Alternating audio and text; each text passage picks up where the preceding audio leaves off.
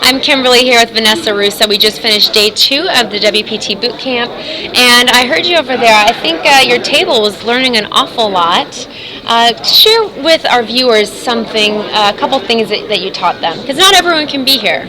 Yeah, well, in this last session, we were working on shorthanded play in late stages of a tournament, like heads up. So in this last lesson, we were, simulating heads up. Basically, I played each of the 10 people at my table, one hand heads up, and then I analyzed it afterwards.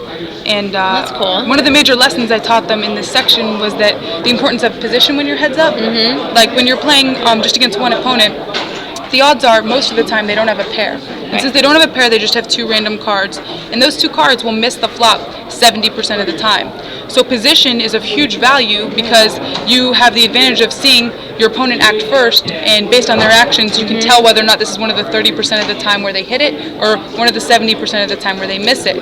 So the goal should be to play a lot more hands in position than out of position, and also to make sure that the pots you play out of position are smaller than the pots you play in position. In other words, when you raise in position, I always try to raise a little more than my opponent is raising when he's in position, so that all the pots that I play in position are just a little larger than the pots I play out of position. And I hope that that's my edge in the long run, heads up. You also sized up the competition very well.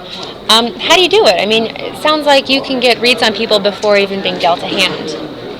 Yeah, that was one of the things I talked about in the intro to the Battle for the Season Pass, and that is that, when you sit down at the table and you're putting on your headphones and you're getting ready for the tournament, people think that you're kind of starting with a blank slate. Yeah. You're not really starting with a blank slate. You're actually, there's a lot of free information being given away. You can find out how someone got into the tournament. Are they paying their way in, or have they won their way in? Those are 2 really different things. In one situation, the person is probably doesn't care that much about the buy-in, whereas in the other situation, the person, that buy-in means a lot to them because they're playing out of their bankroll. And let's see what else. You can find out what someone does for a living, and you can. Now, can you really tell how someone plays? By, I mean, obviously, like you mentioned, if they're an accountant, obviously they know numbers. They know numbers, and they're a lot more systematic. If they're an entrepreneur, they're a lot more willing to take risks. This is all like psychology. You can learn a lot just by talking to people. You learn about the types of people who are drawn to certain occupations tend to share certain characteristics. And based on my experience, of course, it's never 100%, but it serves well at least to give you a little inkling about them that will give you a little edge in the beginning that you might not otherwise have. Okay, so we sit down at a table. I'm wearing a purple tank top. I'm a reporter. What's the read?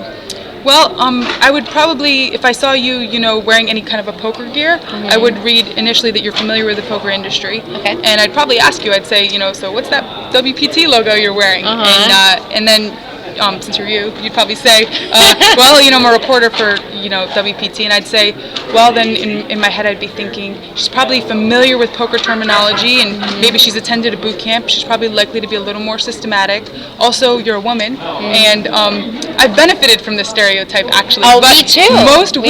Most women are less willing to make bluffs, even though I don't really fall in that category. No. But I would probably initially think that, you would be less likely to bluff, probably play a little more tight, and I would ask you how you got into the tournament, and go from there. All right. Now, lastly, I know that all the pros are different. Everyone plays differently. Everyone has their own strategy. And so I think it's really cool that the students here at boot camp can be at a different table with a different pro and learn a different way of playing. So when you sit down at a table, do they ever say, well, we were told this, but then you have another way of doing it? No, luckily they haven't said that to me, probably because when I sit down, I do the whole simulation differently than everyone else has been doing it. Whereas most people were probably just dealing the hands and analyzing, I set up little simulations and do it a little differently. So partly also to avoid that, because you don't want to confuse people when they're learning, and you try to just show them a lot of different situations and hope that they naturally will come to a style that's their own. And so that hasn't happened to me so far today, but I definitely could see how it could. Yeah. Well, thank you so much. You're welcome. And lastly, rest of the week, you guys are playing in a tournament. We are. Whee! How do you feel? I mean, you're playing with a lot of these students. Hey, I don't know whether to be scared or happy. Happy that I'm playing against people who are obviously a little less experienced than me, or whether to be scared because I think I just told them all my secrets. So I don't really know whether to be happy or scared. Well, Vanessa, thank you so much for coming by. It's You got good it. to see you again. Good to see you.